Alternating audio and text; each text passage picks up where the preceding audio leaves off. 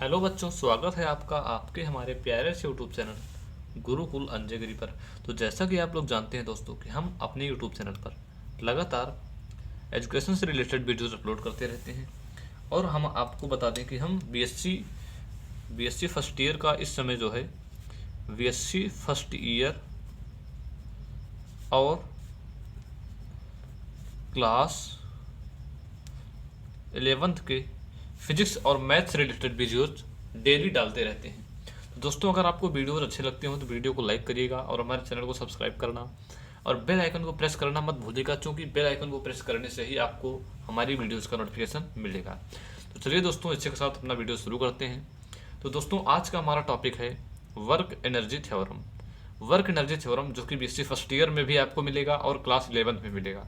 तो दोस्तों, ये टॉपिक जो है वो कॉमन है और आपको अगर क्लास 11th में हो तो आपके लिए बहुत ही इंपॉर्टेंट टॉपिक है, क्योंकि आपको ये बीएससी फर्स्ट ईयर में भी मिलने वाला है। तो दोस्तों, इसी के साथ शुरू करते हैं वीडियो अपना हम।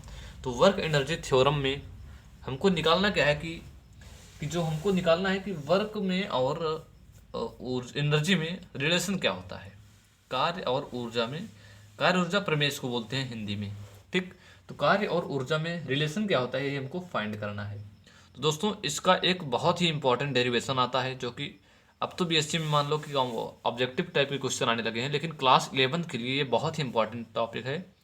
और ये लगता है जहाँ तक है ये कि आपकी बार आपके एग्जाम में ये जरूर के जरूर आने वाला है। तो दोस्तों, आप लोग ध्यान से देखिएगा वीडियो को और इसको ध्यान से समझिएगा, और कोई डाउट हो तो आप कमेंट बॉक्स में हमको बताइएगा, हम आपके डाउट को ज़रूर से ज़रूर क्लियर करेंगे। तो दोस्तों, इसको आप लोगों को लिखना कैसे है हम ये भी आपको बताने वाले हैं। तो दोस्तों, अगर इस प्रकार के क्वेश्चन आए तो आपको पहले तो ये समझना होगा कि आपको इसमें करना क्या है।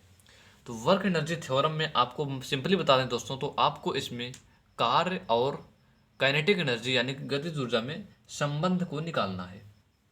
कार्य और गतिज ऊर्जा में संबंध निकालना है। तो दोस्तों, आप सिंपली क्या करेंगे, आपको लिखना है पहले स्टेटमेंट। ठीक, स्टेटमेंट पहले आप लोग स्टेटमेंट डालेंगे ऐसे ताकि आपको नंबर भी मिले एग्जाम्स में, आपको ताकि नंबर्स भी मिले। तो आप लोग बिल्कुल राइटिंग से लिखिएगा और साफ साफ लिखिएगा, और स्टेटमेंट डाल के आपको उसमें लिखना क्या है। तो स्टेटमेंट जो इसका कथन होता है वो ये होता है कि work done by all the forces on a body, work done by all the forces on a body is equals to change in kinetic energy of the body. आप लोग दोस्तों, जब किसी कोई बॉडी है, मान लो हमारे पास यम1 यम है कोई बॉडी। ठीक, मान लो हमारे पास कोई बॉडी है, तो हम इस पर जब फोर्स लगाते हैं, मान लो हमने एफ फोर्स लगाया, तो ये कार्य ऊर्जा प्रमेय जो वर्क एनर्जी थ्योरम है ये कहता क्या है कि वर्क डन, जो हमने बल लगाया तो उस बल द्वारा कुछ कार्य किया गया उस बॉडी पर। तो जो कार्य किया गया तो वही कहता है कार्य ऊर्जा प्रमेय कि work done by all the forces on a body is equals to change in kinetic energy of the body. ठीक दोस्तों, तो हम मानते हैं कि कोई हमारे पास बॉडी रखी हुई है और इस पर हमने एफ फोर्स लगाकर इसको आर दूरी तक क्या कर दिया, आर दूरी तक विस्थापित कर दिया, डिस्प्लेस्ड कर दिया। ठीक, आर दूरी तक इसको हमने डिस्प्लेस कर दिया। तो दोस्तों, इसका सिंपल सा डेरिवेशन है, आपको करना कैसे है। मान लेते हैं कि बॉडी जो यम थी इसकी पहली पोजीशन थी वो R1 थी, और जब उसको हमने डिस्प्लेस आर दूरी कर दिया तो वो हो गई R2। ठीक, R1 पोजीशन से वो R2 पोजीशन पर चली गई। तो दोस्तों, आपको फार्मूला मालूम होगा, work done by force is equal to होता है F is equal to W is equal to F into d r. चूँकि हमको R1 से R2 तक कार्य निकालना है तो हम इसको इंटीग्रेट कर देते हैं ds के सापेक्ष, कहाँ से, R1 से R2 तक। ठीक दोस्तों, आपको सिंपली स्टेप बाय स्टेप देखते जाना है, ये बहुत ही सिंपल डेरिवेशन है। तो आगे क्या करना है हमको दोस्तों, बस केवल इसमें चेंज करते रहना है, आपका भी रिलेशन अपने आप आ जाएगा। ठीक दोस्तों, तो हम अब यहाँ पर करते क्या है, F इज इक्वल टू होता है हमारा क्या, F इज इक्वल टू होता है M इंटू ए। तो हम लिखते हैं W is equal to R1 to R2, F को हम लिखते हैं M into a into d s. ठीक, इतनी बात समझ में आई। फिर से लिखते हैं R1 to R2 M into ए को हम लोग दोस्तों क्या लिखते हैं, ए को ए को हम लिखते हैं d v by d t. ठीक, इसको हम डी एस छोड़ देते हैं। आगे फिर देखेंगे डब्लू इज इक्वल टू, आपको शायद दिख नहीं रहा है, उसको ऊपर करते हैं। W is equal to R1 से लेकर R2 तक m इंटू डी वी तो ठीक है। अब d s upon d t का फार्मूला आप लोग बताएंगे क्या होता है। D s upon d t का फार्मूला क्या होता है? D s upon d t equal to होता है भी। D s upon d t equal to क्या होता है? भी होता है। तो हमारा क्या आ गया? m इंटू भी डी वी आ गया। अब देखेंगे दोस्तों कि आपको ये जो मिल गया, ये भी है और ये डी भी है, यानी हमको यहीं पर अब इसको समाकलित कर देना है। तो क्या हो जाएगा दोस्तों, m कांस्टेंट होगा, बाहर आ जाएगा। v इंटू डी वी को हम इंटीग्रेट करेंगे R1 से लेकर R2 तक।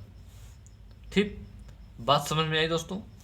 तो फिर W इक्वल टू हमारा हो जाएगा m इंटू, ठीक, आप लोग एक चीज ध्यान देंगे दोस्तों कि जब हमारा क्या, जब हमारा वो यस था, जब हमने डी एस दिया हुआ था, तो हमारे पोजीशन जो R1 R2 थे, जब यहाँ पर भी आ गया तो हमारे ये बदल जाते हैं और क्या हो जाते हैं? ये हो जाते हैं हमारे V1 से लेकर V2 तक।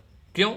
मानते हैं कि उसकी प्रारंभिक वेलोसिटी V1 थी और जब हमने उस पर फोर्स लगाया तो उसकी वेलोसिटी क्या हो गई? V2 हो गई। ठीक, तो ये हमारा हो गया V1 से लेकर V2 तक। अब ये हम कांस्टेंट बाहर आ गया और V इंटू डी वी का समाकलन होता है V स्क्वायर अपॉन 2। ये बात समझ में आई? V1 से लेकर V2 तक। ठीक, अब क्या हो जाएगा? m इंटू, अब हम एक बार यहाँ पर V1 V2 रखेंगे, एक बार यहाँ पर V1 रखेंगे, यानी कि V2 square upon 2 minus V1 square upon 2, यानी W इक्वल टू हमारा आ गया क्या कि mv2 square upon 2 minus mv1 square upon 2, यानी कि k2 माइनस k1, यानी कि final kinetic energy minus initial kinetic energy is equal to W, यानी कि W इज इक्वल टू आ गया हमारा delta K।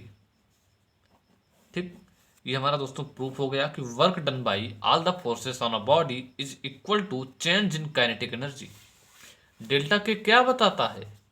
Change in kinetic energy. और W इज इक्वल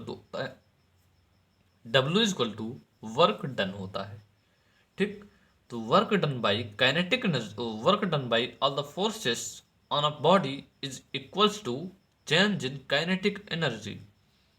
तो दोस्तों ये हमारा था work energy theorem. Work energy theorem में बस यही बात थी, यही हमको सिद्ध करना रहता है। तो आप लोग इसको अगर एग्जाम में साफ साफ लिखोगे तो आपको इस पर पूरे के पूरे नंबर मिलते हैं दोस्तों, आपके इस पर एक भी नंबर नहीं कटेंगे। ठीक, तो आशा करते हैं कि आप लोगों को ये वीडियो अच्छा लगा होगा और ये आपको टॉपिक समझ में आया होगा। तो इससे रिलेटेड आप और कौन सा टॉपिक चाहते हैं आप हमको कमेंट बॉक्स में बताएंगे।